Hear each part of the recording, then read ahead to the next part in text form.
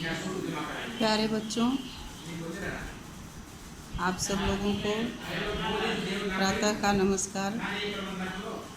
आज हम लोग फिर मैथिली शरण गुप्त द्वारा लिखित गीत पढ़ेंगे, जिसमें गुप्त जी ने इस गीत के माध्यम से उर्मिला की व्यथा का वर्णन किया है। लक्ष्मण वन चले गए हैं और उर्मिला व्यथा से पीड़ित होकर के वह कह रही हैं अपनी सखी से, और सीधे सीधे उन्होंने शिशिर ऋतु से वार्तालाप किया है इस गीत में। शिशिर न फिर गिरि वन में। शिशिर एक ऋतु का नाम है। उर्मिला कह रही हैं कि हे शिशिर, तुम पर्वतों और जंगलों में इधर उधर न घूमो। शिशिर न फिर गिरि वन में। हे शिशिर, तुम्हें पर्वतों पर वनों में घूमने की आवश्यकता नहीं है। जितना मांगे पतझड़ दूंगी मैं इस निज नंदन में। हे शिशिर, तुम्हें जितना भी पतझड़ चाहिए, तुम्हारा काम है पेड़ों से पुराने पत्तों को गिरा देना, और इसी को पतझड़ कहते हैं। तो हे शिशिर, तुम्हें जितना भी पतझड़ चाहिए, मैं तुम्हें अपने निज नंदन में, अपने इसी घर में तुम्हें मैं उतना पतझड़ प्रदान कर दूंगी, दे दूंगी। तुम्हें पतझड़ लाने के लिए जंगलों और वन में जाने की आवश्यकता नहीं है। कितना कंपन तुझे चाहिए, ले मेरे स्तन से। हे शिशिर, तुम्हें जितना भी कंपन चाहिए, उतना तुम मेरे इस शरीर से ले सकते हो। अर्थात विरह के कारण मेरा शरीर, मेरा तन हमेशा कांपता रहता है। तो इस तरह से तुम्हें पतझड़ भी और कंपन भी दोनों मेरे इस शरीर से ही प्राप्त हो जाएगा। सखी कह रही पांडुरता का क्या अभाव आनन में।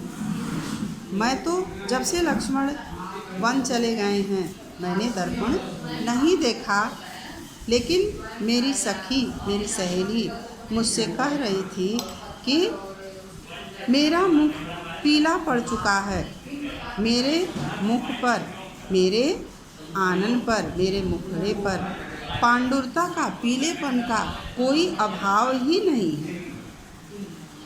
वीर जमा दे नयन नीर यदि तू मानस भाजन में। हे भाई शिशिर, मैं आपसे यही प्रार्थना कर रही हूँ कि विरह के कारण जो मेरे आंसू बहते हैं, तुम यदि मेरे इन आंसुओं को, नेत्रों के नीर को, नेत्रों के आंसुओं को यदि मेरे मन रूपी बर्तन में इसे तुम जमा दो, बर्फ में परिवर्तित कर दो। क्योंकि तुम्हारा एक गुण यह भी है कि तुम जल को बर्फ में बदल देते हो।